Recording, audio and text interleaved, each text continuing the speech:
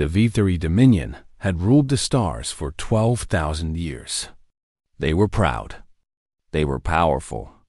And they believed nothing in the universe could surprise them. Their sensor networks covered every corner of their space. Every ship that moved, every rock that floated, every tiny particle of dust was tracked and recorded. The V3 knew everything that happened in their territory. Or so they thought. Admiral Keth Vorn sat in his command chair aboard the flagship Eternal Victory. He was old by V3 standards, with gray scales covering his reptilian face and scars from 100 battles marking his arms. He had served the Dominion for 60 years. He had seen empires fall. He had watched species beg for mercy. Nothing frightened him anymore. That changed on a quiet morning, when a junior officer approached his chair with shaking hands. "Admiral," the young officer said, "we have received a strange report from Outpost Sigma 9. Keth Vorn did not look up from his tactical display. "What kind of report?" They have detected a ship, sir. It appeared in Sector 7. Then identify it and log it. Why bother me with routine matters?" The officer swallowed hard. "We cannot identify it, Admiral. The computers say it is human class. But there is no registry, no transponder signal, no hyperspace wake." Now Keth Vorn looked up. His yellow eyes narrowed. "No hyperspace wake? That is impossible. Every ship leaves a trail when it jumps." "Yes, sir." "That is what makes this strange. The ship did not jump into the sector. It did not fly in from normal space. According to our sensors, it simply appeared. One moment there was empty space. The next moment there was a ship." The Admiral stood from his chair. Around him, the bridge crew fell silent. They could feel the tension in the air. "Show me," Keth Vorn commanded. The main display flickered to life. It showed sensor data from Outpost Sigma 9. The Admiral watched the recording 3 times. Each time, he saw the same thing. Empty space. Then a ship. No flash of light. No energy signature. No warning of any kind. The vessel materialized like a ghost walking through a wall. "What do we know about this ship?" he asked. "Very little, Admiral. It is approximately 300 meters long. Black hull. No visible weapons. No running lights. No heat signature." "No heat signature?" Keth Vorn repeated. "Every ship produces heat. Every engine, every life support system, every computer generates warmth. This one does not, sir. It is as cold as the space around it." The Admiral felt something he had not felt in decades. A small, cold seed of worry planted itself in his chest. "Send a scout wing to investigate. I want visual confirmation and a full sensor sweep." 3 fast attack ships jumped to Sector 7 within the hour. Their pilots were experienced veterans, each one handpicked for difficult missions. They approached the unknown vessel with weapons ready and shields at full power. The first thing they noticed was the silence. The black ship made no attempt to communicate. It sent no signals. It did not move or react to their approach. The second thing they noticed was how wrong the ship looked. V3 ships were curved and elegant. Human ships were usually blocky and practical. This vessel was neither. Its angles seemed to shift when you looked at them too long. Its surface absorbed light in a way that hurt the eyes. It looked less like something built and more like something grown. "Command, we have visual contact," the lead pilot reported. "Transmitting now." On the Eternal Victory, Admiral Keth Vorn watched the footage arrive. The black ship filled his screen. It had no markings, no name, no windows. It was a void in the shape of a vessel. "Get closer," he ordered through the communication link. "I want detailed scans." The scout ships moved forward. They closed to 50 kilometers, then 30, then 10. At 5 kilometers, something changed. The black ship moved. It did not accelerate. It did not turn. It simply shifted position, sliding sideways faster than anything that size should be able to move. One moment, it was directly ahead of the scouts. The next moment, it was behind them. What? The lead pilot started to say that his transmission cut off. All three transmissions cut off at exactly the same moment, on the bridge of the Eternal. Victory. Alarms began to sound. Officers shouted for information. Sensor operators tried desperately to re-establish contact. What happened? Kethvorin demanded. Did the ship destroy them? No, Admiral, the sensor officer replied. His voice was hollow. There was no weapons fire. No explosion. No debris. The scouts are simply gone. Their signals have vanished. It is as if they never existed. The Admiral stood frozen. 3 ships, 9 crew members, vanished without a trace. No battle, no warning, just silence. Track that vessel, he ordered. Find out where it goes. But when the sensors swept the area, the black ship had disappeared as well. It left no trail, no energy signature, nothing at all. Admiral Kethvorin returned to his chair and sat down slowly. His hands, he noticed, were trembling. He gripped the armrest to hide his fear. That night, the Dominion's intelligence division opened a new file. They spent hours trying to decide how to classify the unknown vessel. In the end, they wrote only 3 words. Classification, unknown. Status, impossible. The file sat in the database, waiting for more information that would never come. Because the Vathari did not yet understand what they were dealing with. They thought they had found a mystery. They were wrong. The mystery had found them. And it was only the beginning. 30 days passed. The black ship appeared 14 more times. Each appearance followed the same pattern. Sensors would detect nothing unusual. Then, without warning, the vessel would simply be there. It would stay for a few hours, watching, waiting. Then it would vanish before any Dominion ship could get close. The location seemed random. A research station studying black holes. A military shipyard building new warships. A colony world filled with farmers and children. The ship visited them all. It never attacked. It never spoke.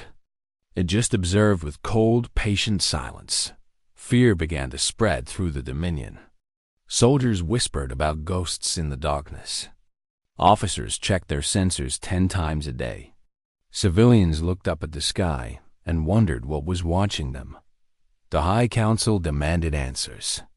When Admiral Kethvorin admitted he had none, they assigned their best investigator to the case. High Inquisitor Yelsara was famous throughout the Dominion. She had solved mysteries that baffled entire intelligence agencies. She had broken codes created by species whose mathematics made no sense to normal minds. She had crushed 17 rebellions by understanding how her enemies thought before they knew themselves. She was brilliant. She was ruthless.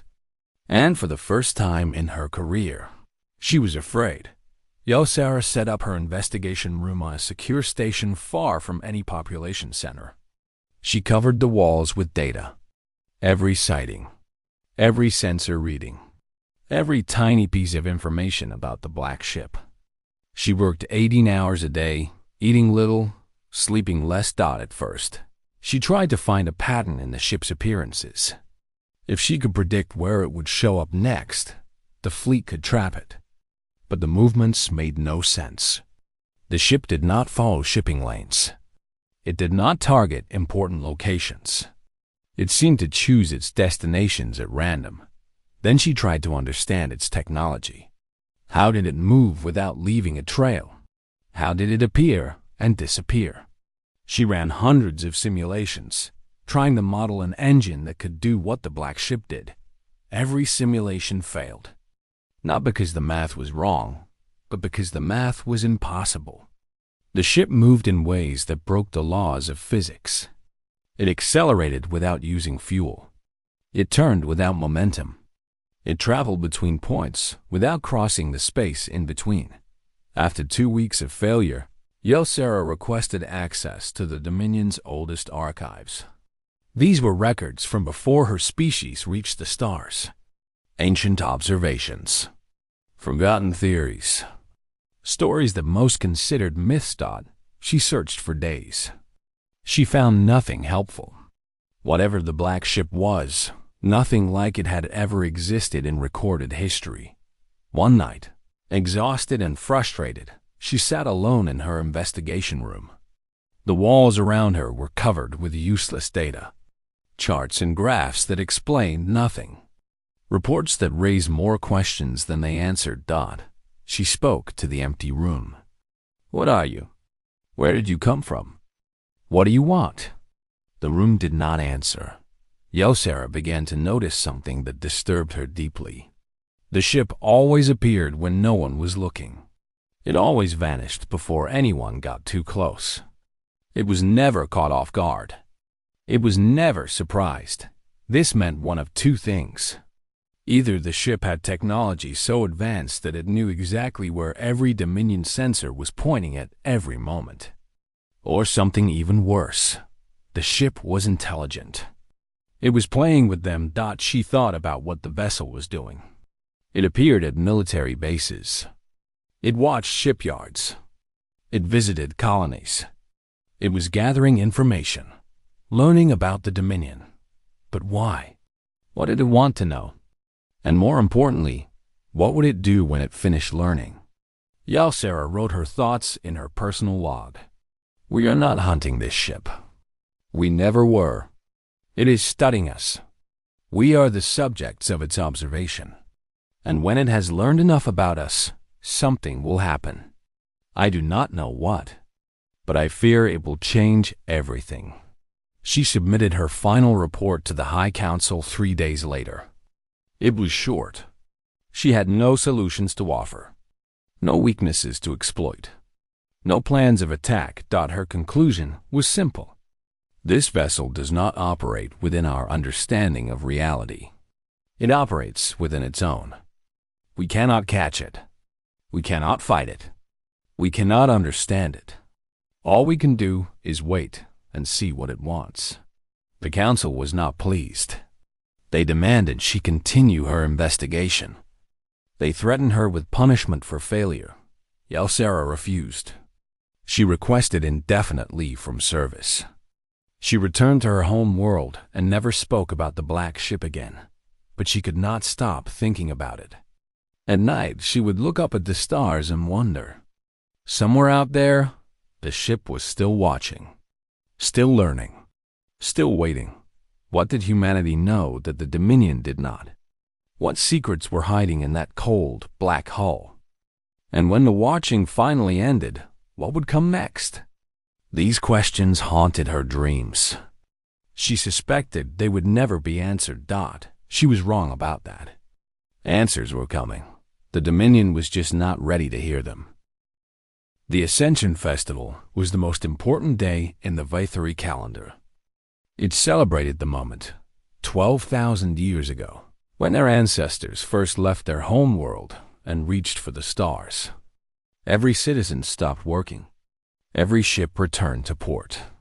Every eye turned skyward to watch the ceremonial fleet perform its ancient dance among the clouds. Vaether Prime was beautiful on that day. The capital city gleamed under twin suns. Gardens bloomed with flowers that existed nowhere else in the galaxy.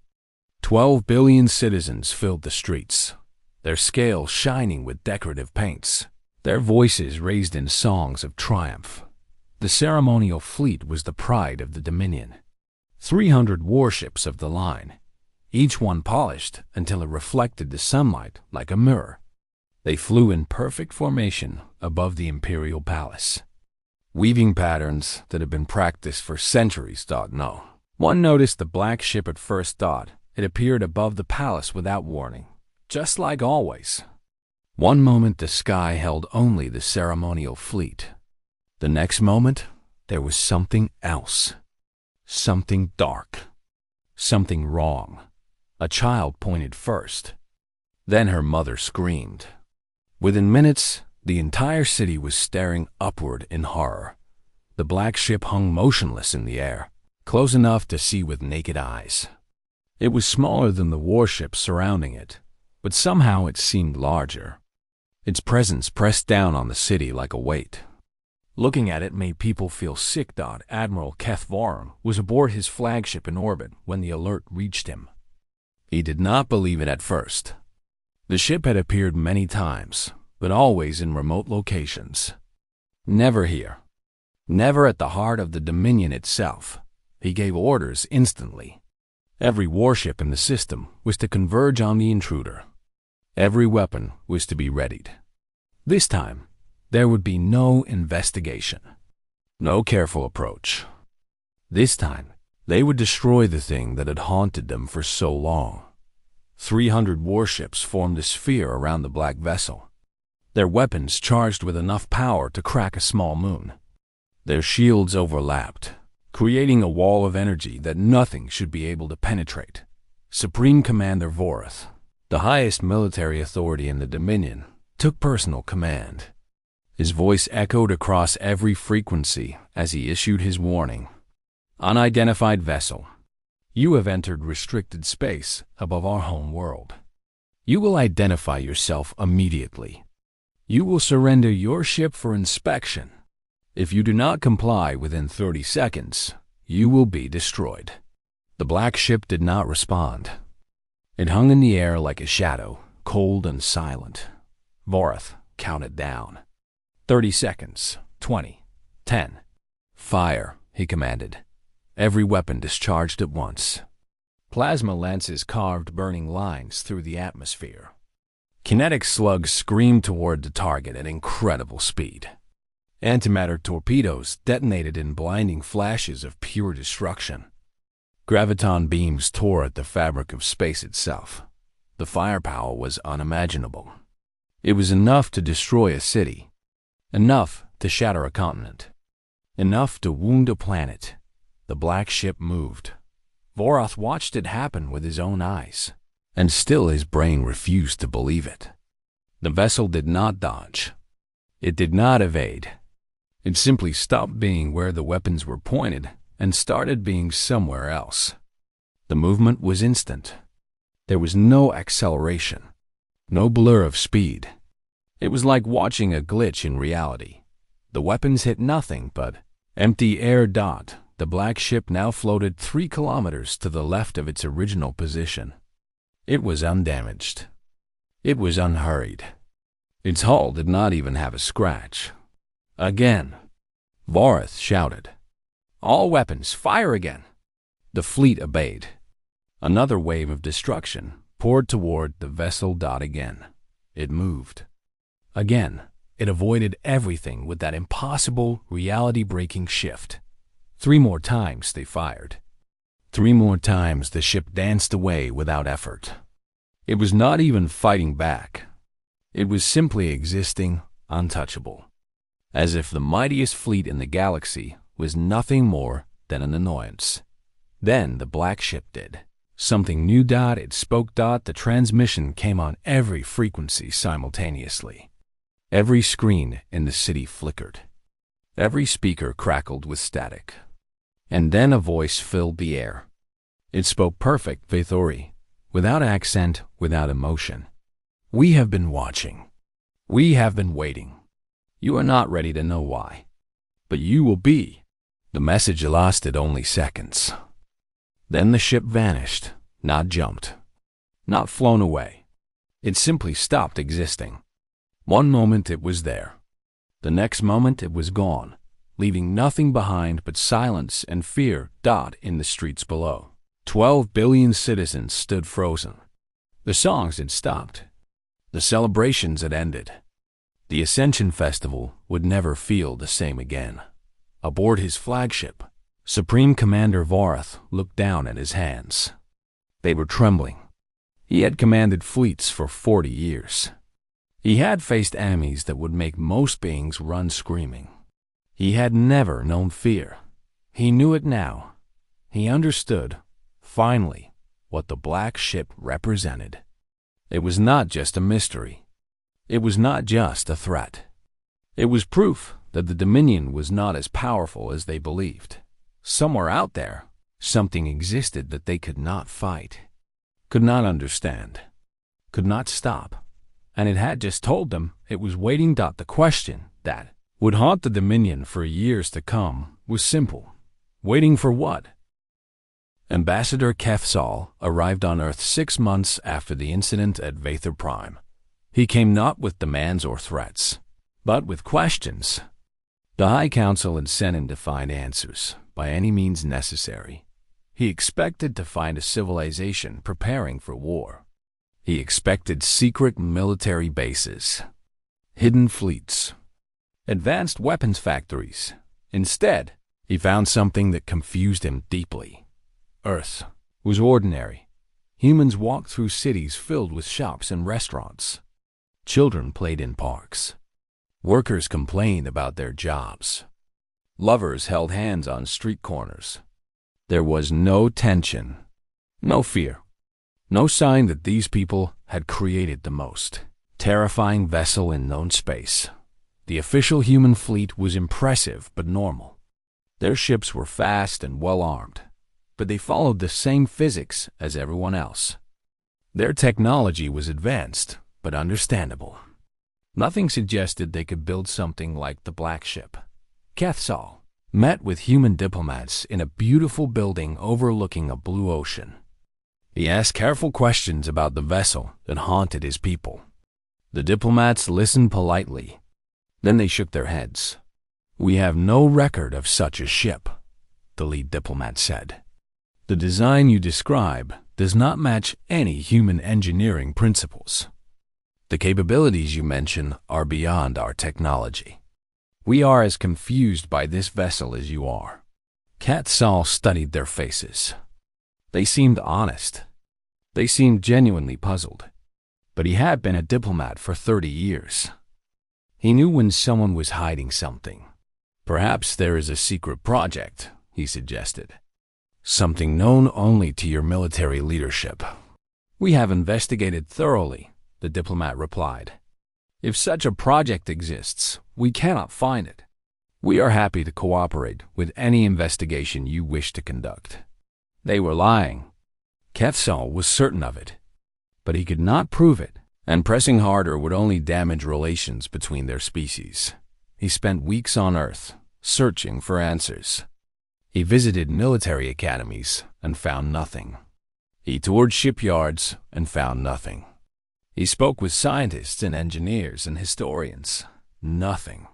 On his final night before returning home, a message arrived at his quarters.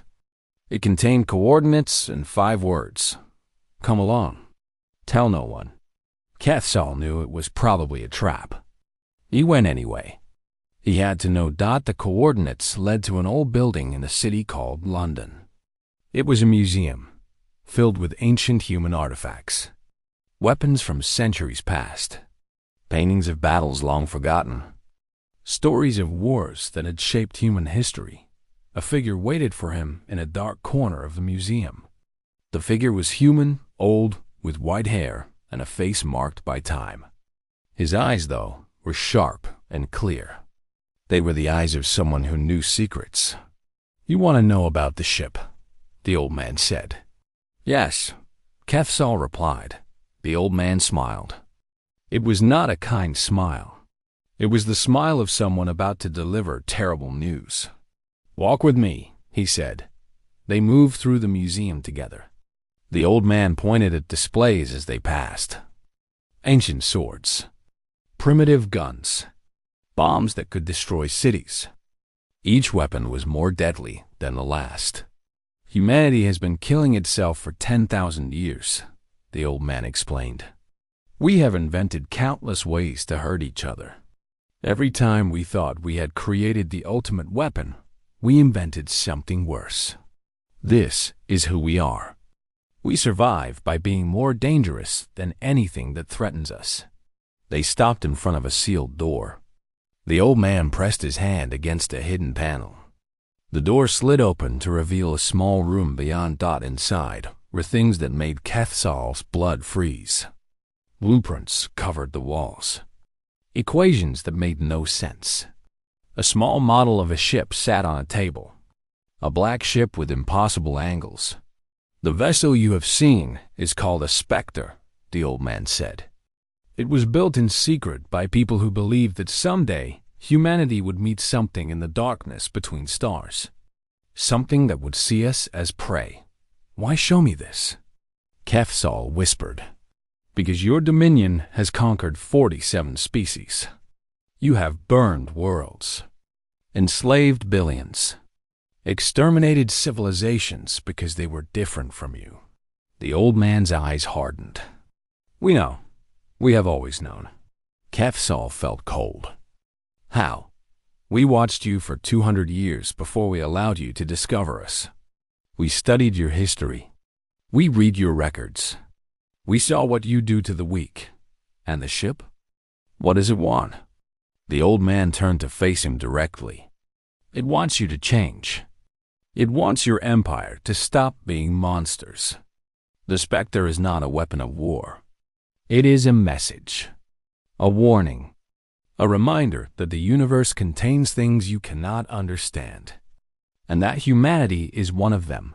You are threatening us. No, we are offering you a choice." The old man gestured at the model of the black ship. "Change your ways. Free your slaves. Stop your conquests. Become something better than you are. Or the next time a specter appears above your world, it will not leave." Quetzal stood silent for a long moment. His mind raced with questions. His heart pounded with fear. Finally, he asked the only question that mattered. "And if we refuse? If we continue as we are?" The old man did not answer with words. He simply looked at Quetzal with those sharp, knowing eyes. And in that look, Quetzal saw the death of his entire civilization. He returned home the next day. His report to the High Council contained everything the old man had told him. Some counselors refused to believe it. Some demanded war. Some wept, but in the end, they all understood the truth. The choice had been given. The only question now was what they would decide. Change came slowly to the Dominion. Old habits do not break easily, especially habits built over 12,000 years. At first, many refused to believe Ambassador Quetzal's report. They called him a coward. They accused him of being tricked by human lies. The military demanded war. The merchant guilds demanded business as usual. The old ways had worked for so long. Why change now? The black ship answered that question. It appeared in a slave market on a mining colony. One moment, traders were selling captured aliens like livestock. The next moment, the market's computer systems crashed. Every transaction record vanished. Every lock opened. Every chain released. The slaves walked free while their masters watched in helpless terror.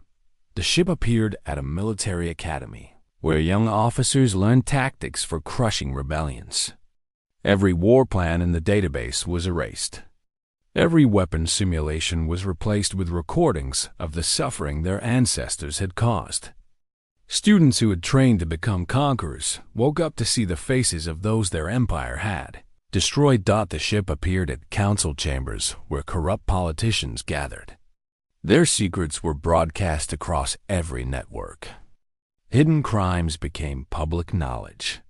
Leaders who had built careers on lies found themselves exposed before the people they had deceived.